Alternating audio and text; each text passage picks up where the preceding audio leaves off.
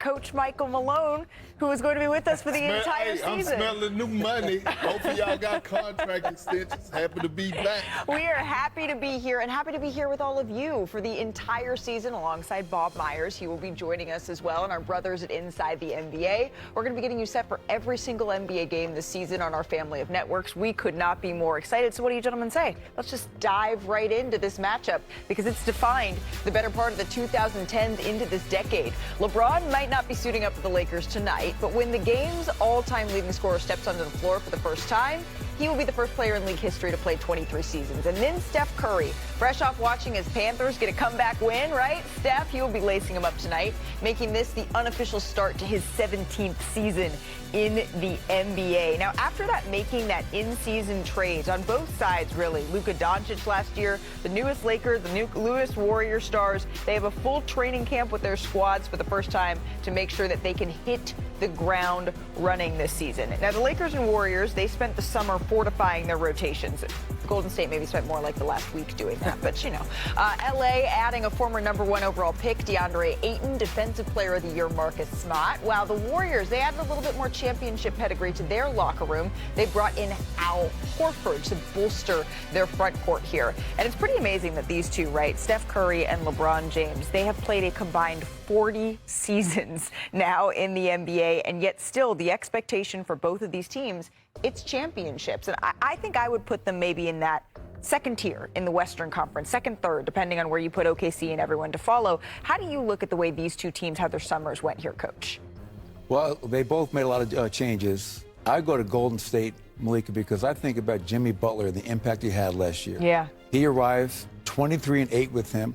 And in that time, most importantly, they had the #1 defense in the NBA during that stretch. And they were able to play through Jimmy Butler when Steph was off the floor, and their free throw rate went through the roof. Obviously, you look at what the Lakers have done. They added DeAndre Ayton and Marcus Smart, as you mentioned.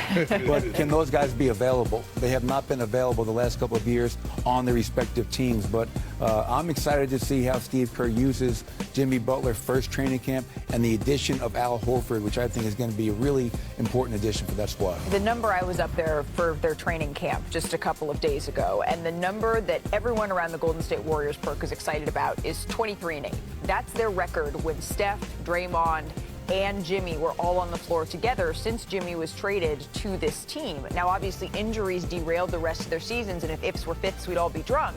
But when you're looking at the Golden State Warriors, they have a case to feel really good if they can stay healthy about their chances this year. They do, but the 23-8 got them out in the second round. They're trying to win the championship. Now, mind you, Steph got injured. I get that part, but we don't know if they could have got past OKC with that roster that they had.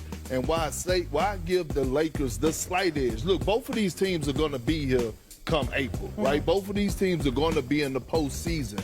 I give the Lakers the slight edge because they have a third option offensively in Austin Reeves. We don't know who the third option is for the Golden State Warriors. Is that going to be offensively? Is that going to be Kuminga? Are they going to rely on Buddy Hield? That's the question. And so when I think about Jonathan Kuminga, I think his ceiling is high because Buddy Hield's one dimension, right, when it comes to his three-point shooting and his shot making. But Jonathan Kuminga could get buckets in so many ways. And so, Coach, I'm coming to you because I want to ask you, it's about Steve Kerr and Jonathan Kuminga repairing or getting that relationship on target. You dealt with a similar type of personality of Michael Porter Jr., right? Remember when y'all made your championship run? You benched him in the fourth quarter because a certain player was playing well. How would you manage that situation if you were Steve Kerr in that locker room with Jonathan Kuminga? Well, yeah, I think it's such a great point, Perk, and it comes down to communication. Steve's come out and said it. That communication is key. Him and Kuminga have a relationship, but they got to sit down in a room. And right now it's a battle between Steve Kerr saying, this is what we want, and then Kuminga saying, well, this is what I want. And that they have to find a way to marry that and merge that, because you look at what Jonathan Kuminga did in games 2, 3, 4, and 5 in that second series against Minnesota. Steph Curry got hurt. Kuminga became a focal point and showed out. They didn't win any of those games, but can he find a way to step up and be a part of this team off the bench? And most importantly, Steve said it. If he defends, he rebounds, and he runs, he's going to play. Right. If he does those things, he's going to have a greater chance to go out there and help impact. And I feel, as you mentioned with Michael Porter, I think Kuminga closes a lot of games because he's too young, too athletic, and too talented for them not to. And you need that third option. Every team that didn't won a championship in the last, 5 years, Aaron Gordon was our third option. You know, last year, Chet Holmgren, you got to have that third option off. And Jimmy Butler can take over a game with the best of them, right? We have certainly seen that. Kuminga, of course, he agreed to this 2-year deal with the Golden State Warriors, but all expectations are this is a contract that is very, very tradable. Everything, though, with the Golden State Warriors, it comes down to Steph Curry, beginning his 17th season, miraculously, somehow, in the NBA. Hear my exclusive interview with him, and I asked the question everyone kind of wants the answer to. How long? Since I was 3 years old. Curry from half court. Everybody talks about the greatest shooter ever. It's Curry for the record. It's good. Comfortable saying that now. And now I can push it to a number that nobody can reach. Bill Ram tough, you can see it in the greats. I'm the one they watch, you can see it in their face. If their hands get to moving, it's the time and the place. The greatest shooter the game has ever seen. Where has time gone? Year 17 for Steph Curry, and the 4-time champ, he's one ring away from joining really rare company, right? Only 5 players in NBA history. They've ever won at least 5 championships and 2 MVPs. Do y'all know the list? Michael Jordan, Kareem Abdul-Jabbar, Bill Russell, Magic Johnson, and Tim Duncan. But for Steph, it's not just about the accolades. It's about appreciating the process and how far he's come. Hey, it's Stephen Curry with the Warriors. Golden State. I was gonna get it. I'm gonna get it. I'm gonna get it. Hey, it's Stephen Curry with the Golden State Warriors. The journey continues. Curry splits the defense. Curry is a master at that. Curry sets, fires, puts it up. Bang! Steph Curry! Here's Curry for the record. It's good! There it is! Steph, this is 2009. Your very first media day. Yes. This is now year 17 for you. Looking at that young Steph Curry, that 6 NBA Finals, 4 rings, would you tell him that that's enough, or is there still some story to be written? No, there's definitely some story to be written, but that would have been a really cool message to give 09 version. I'm just glad I got a jersey that fits now. Definitely some more to do. Moves inside, got it! Chasing your very first title and the urgency you felt to get that first one versus the urgency you feel now, knowing that Father Time is undefeated. Can you describe the difference? That youthful, inexperience, but energy, you're a little naive a little bit to understand what it actually takes to get over the hump versus now with all of the experience and understanding what set yourself up for winning basketball come playoff time. We're relying on that expertise and IQ and knowledge now, to overcome Father Time. That know-how, it adds a little bit of anxiousness because you know what it takes. There's no secret. When you look around this year, this locker room, and the Western Conference that you're up against, where are you on that continuum? We have a legitimate shot. We can square up against anybody in the West, and we just want to have an opportunity to show that in the playoffs. But Jimmy adds another dynamic that we didn't even have back then, so I'm excited to kind of see it all the way through. You told me that there's no shame in acknowledging that the end is near. The undisputed author of the three-point record book. The greatest shooter the game has ever seen.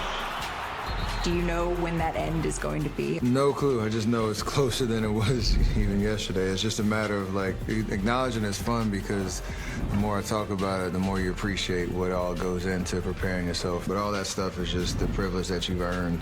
But I'm trying not to put any timestamps or anything other than just sense of urgency on the now. So Steph is the all-time leader in three-pointers. He has scored over 25,000 points in his career, and he's already penned the resume that makes him the greatest Warrior of all time. He's the team's all-time leader in points, assists, threes, and steals. And Coach, I imagine that the night before you had to coach against Steph Curry, those weren't your most restful evenings, No right? No sleep. That was team no sleep, right? But the one deficiency for Golden State, even in their championship dynasty years, it was always kind of their big man. Draymond Green, he revolutionized basketball because of their small ball. So this year, they have a little bit of a different look and feel. Why? Well, they've added a proficient three-point shooting big man in Al Horford. Right. champion, high character, culture. Steve Kerr talked about it. They haven't had this spacing 1 through 5 in a long time. Good point. And I think what Al's ability to stretch the floor, he's shooting 40% from 3 last 3 years in Boston, and a big part of them winning a championship. And I just want to show you a video right here. This is a play that Golden State has ran for years. They're 5-out action. Okay. They're going to play in the post. You have Steph Curry initiating the offense. He's hitting the ball to Quentin post, and they're going to play through Draymond Green. Great facilitator, 6 assists per game in his career. And now here's this split screen. Steph Curry has been coming off the screen shooting threes his whole career, but now you can see in this play as he cuts, you can see both defenders are down the floor. And just imagine, this is Quentin post right here, Malika, but now putting Al Horford, a guy who made over 100 threes last year, the number of wide open shots that he's going to get is going to spread out their offense and make a really tough offensive team to guard even that much harder. Yeah, especially when you look at the numbers, right, of what this matchup really made in heaven, as the graphic says. Well, it's really interesting. Steve Kerr historically has not been a big pick and roll coach. Yeah. They haven't had maybe the players. You can see last year, 10 total pick and rolls with Steph Curry. But then Now you're adding a guy last 10 years who's one of the most prolific pick and pop bigs the game has seen. So I think this is a match made in heaven. I know Steph Curry has to be really excited. And I want to show you one more clip here, Malika, that's going to show you Steph Curry coming down in transition, Quentin Post setting the drag screen, and you see right here, Steph's done his job. He's got two defenders on him, makes the right play, and whether the shot goes in or not, just imagine Al Horford knocking down shot after shot after shot.